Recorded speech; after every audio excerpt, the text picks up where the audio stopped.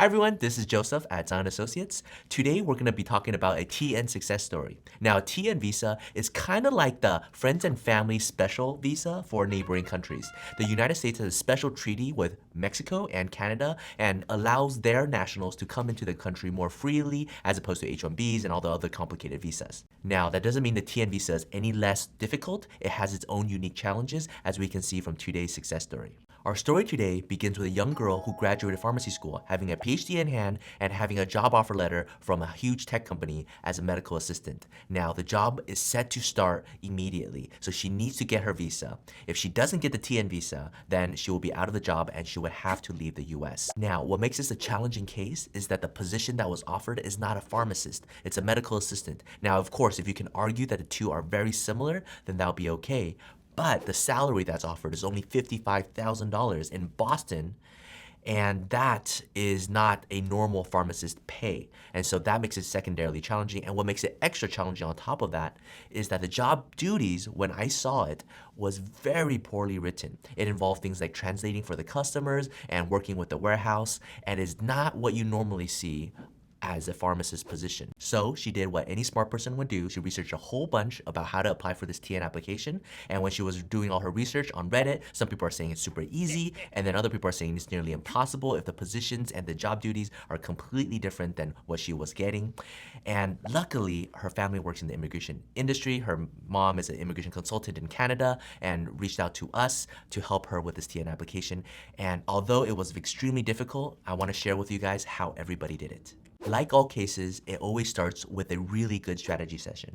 So in this initial strategy session, when I'm asking all the questions, why are you working for a $55,000 job as a medical assistant when you have a pharmacy degree? And we were trying to explore exactly how we can make the argument. I found out that she actually was interning at this tech company, and she has access to all the managers, the general managers, the coworkers, and we were able to set up an interview with all of them. During the interview, I found out from the HR department that everybody they hire for medical assistant position are all PhD graduates from pharmacy school. This is key because it led to my second question: why do you need a PhD graduate in order to do this position? Because they said, well, basically they are pharmacists online. We're doing telehealth. And now that completely makes sense. These tech companies are trying to break into the medical profession, hiring these young grads, providing the key insight that everybody needs, but they don't want to make an appointment. They don't want to drive down. They just want to be able to quickly access this key information. And telehealth is totally the trend forward, and that's what they're doing. What got a little bit sensitive was when I had to ask, well, then why the low pay, right?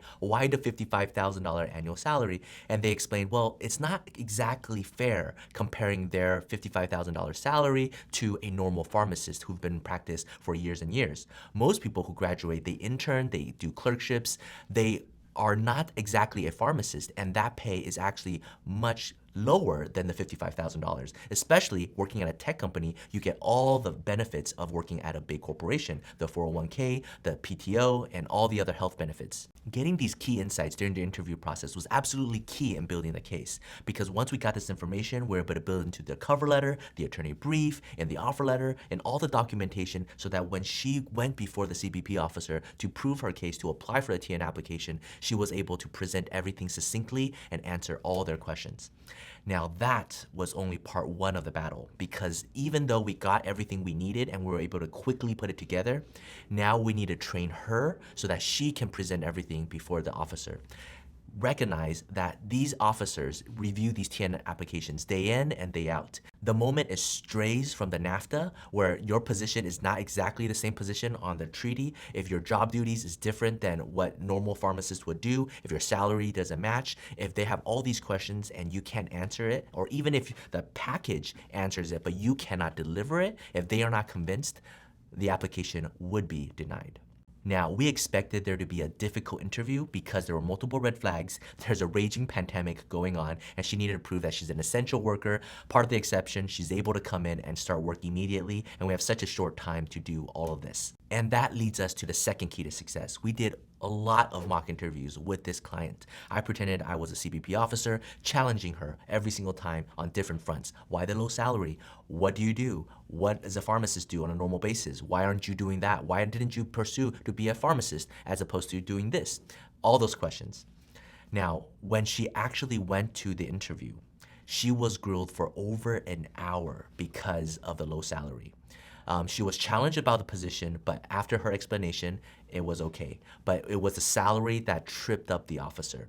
At one point, the officer even said, a nanny in New York gets paid more than $55,000 a year, and you are a pharmacist. This just doesn't make sense. The officer even went to the extent to make her go home to collect additional documentation to bring to the interview. Luckily, she doesn't live too far. Her dad was able to go back, bring it over, and she takes it and brings it back to the interview, all with a plane that's about to depart. If she misses the flight, she might have to wait the next day. If she can't get the TN visa within these 2 days, she might miss the first day of job, she might lose her job, and she might not be able to enter the US. She has a visa denial on her record.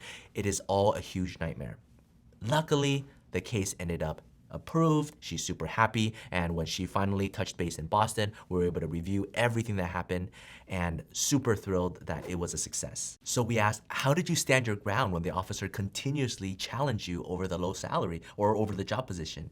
And she said, well, it's the same answers, just different ways. And it's all because of those mock interviews. And that's the key takeaway to this case. The client knew she had a very difficult case, sought help, got the guidance she needed, collected all the documents to prove her case, rehearsed it over and over again so that when she was challenged by an officer, she has the answers to secure the victory.